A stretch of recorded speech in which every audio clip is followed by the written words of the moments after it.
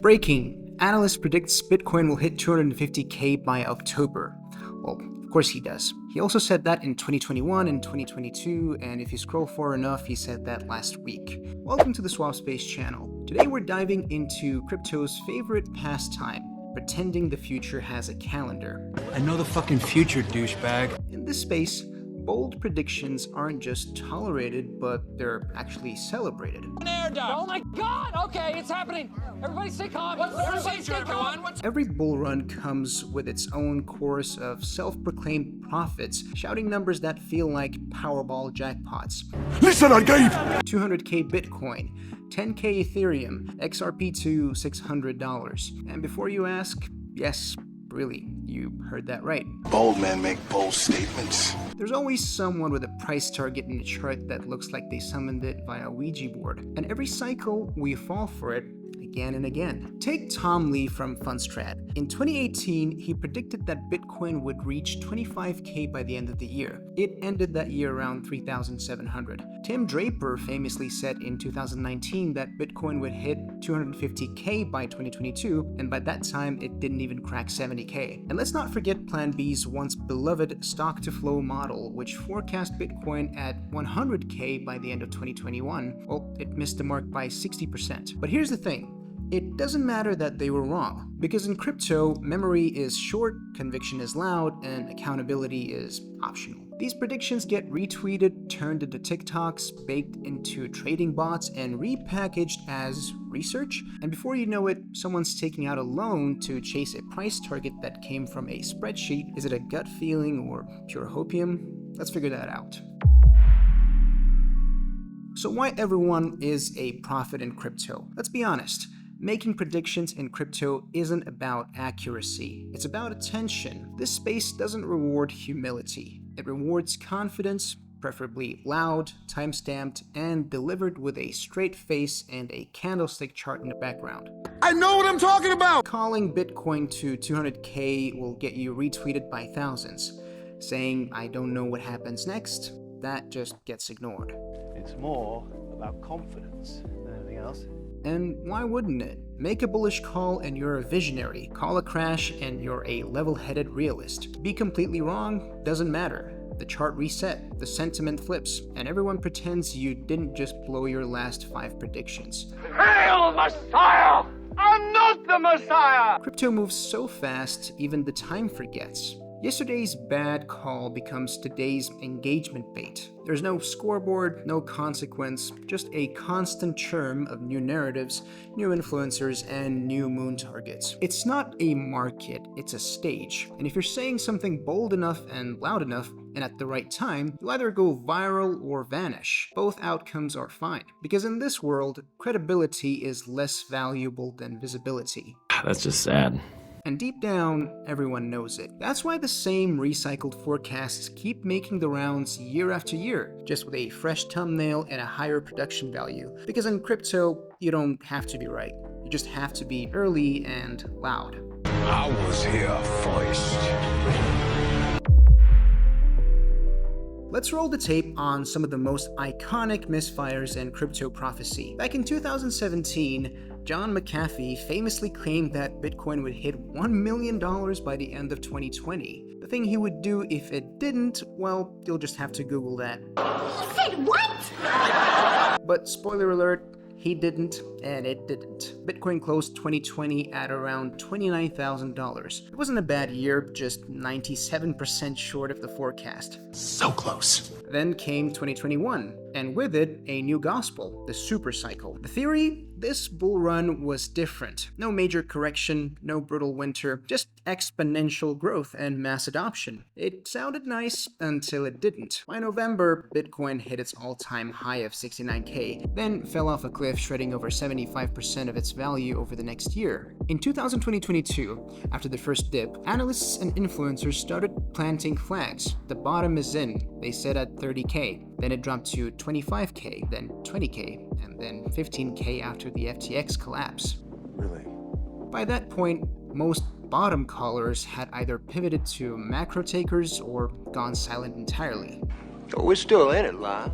And in 2023, we got a new kind of madness, the quantum AI sentiment model. One viral project claimed it could use machine learning and quantum analytics to predict crypto flips, including ETH flipping BTC by the end of the year. Spoiler alert, Ethereum stayed firmly second, and the only thing that flipped was investor capital from altcoins to stablecoins to dust. In your dreams. Then there was Max Kaiser, who doubled down in 2024 saying Bitcoin would absolutely hit 200K by the end of the year. And as of mid-2025, it hasn't. And now he's moved the target to 500K because why not? Let's not forget the infamous XRP to 589 theory that floated around in 2018. It came from a blend of numerology, misprinted Ripple documents, and wild Reddit speculation. People actually believed it. Some still do, but XRP never even cracked $4. And who could ignore the ETH ETF by the first quarter of 2024 crowd? Dozens of influencers guaranteed it. Insiders say it's a done deal. Spoiler alert, it wasn't. The SEC delayed it, then delayed it again, and as of now, it's still sitting in the regulatory limbo, along with everyone's leveraged long. We'll pass worse laws. At this point,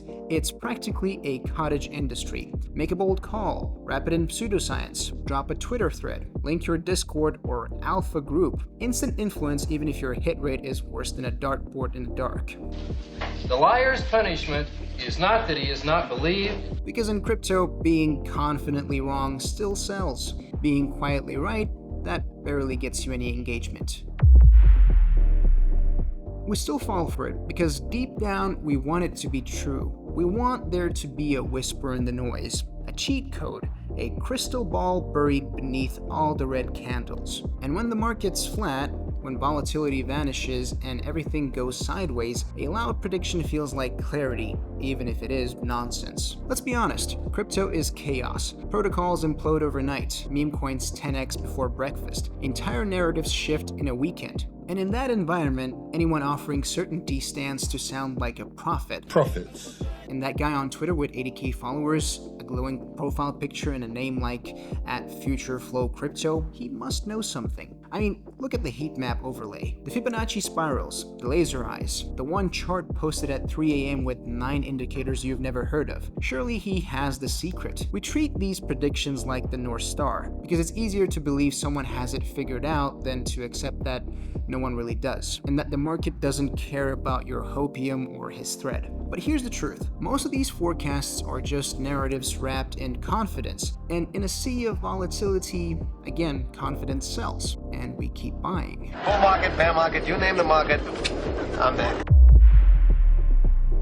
Here's where it stops being funny, because every time a big name tweets the bull run is coming, something real happens. Wallets open, positions get taken, and people ape in like it's gospel. Retail pours in, volume spikes, projects trend, and the whales, well, they sell into the hype, because they are the hype. That's what all the crypto pros do. This isn't a theory. We've seen it time and time again. In March 2021, when Bitcoin was surging towards 60K, dozens of influencers began posting charts predicting a 100K top within weeks. Retail bought the top, whales exited quietly, and by May, BTC crashed down nearly to 50%. Brian's crypto minds just became ticking time bombs. Now on the flip side, when sentiment turns bearish, the inverse happens. A single ominous tweet saying capitulation soon, macro looks terrible, brace yourself, spreads across the feed. Retail panics, people rotate into stablecoins, tokens start bleeding, and guess who's buying the dip while everyone else is hedging in fear? These predictions aren't just noise, they are narrative instruments, carefully crafted mood swings disguised as analysis. Sometimes it's for engagement, sometimes it's for exit liquidity, and sometimes for something worse, pre-positioned moves amplified by influence. But we control these machines, they don't control us. Take calls made right before token unlocks, or tweets warning of imminent crashes just hours after the same influencer quietly shorted. In some cases, wallets linked to prominent accounts have even been caught front-running their own audience, riding the pump and dumping before everyone even knew what hit them. Smooth. Real smooth. And there's almost never any accountability. No scoreboard, no risk disclosure, no I was wrong post the next day. Just delete the tweet, post a new chart, reset the clock. I'm outside. I got away with it. Meanwhile, real traders, the people managing their own capital without insider info or massive following, are left reacting to a script they didn't know was being written in advance. And this is how soft manipulation works in crypto. It's not just about making a bad call, it's about making a call with influence, knowing full well it will reshape behavior. Because the moment someone has 200,000 followers and a not financial advice disclaimer in their bio, but their posts move markets anyway, they're not just a commentator, they're a catalyst. I only have influence? And the worst part about it, it's all legal. There's no regulatory framework for vibes-based market shaping. You can sell hopium all day, as long as you just call it analysis. You can time your exit perfectly, as long as no one proves intent. And that's why this system persists. Because it's profitable, because it's unpunished, and because it's wrapped in just enough vagueness to keep people from asking the real questions.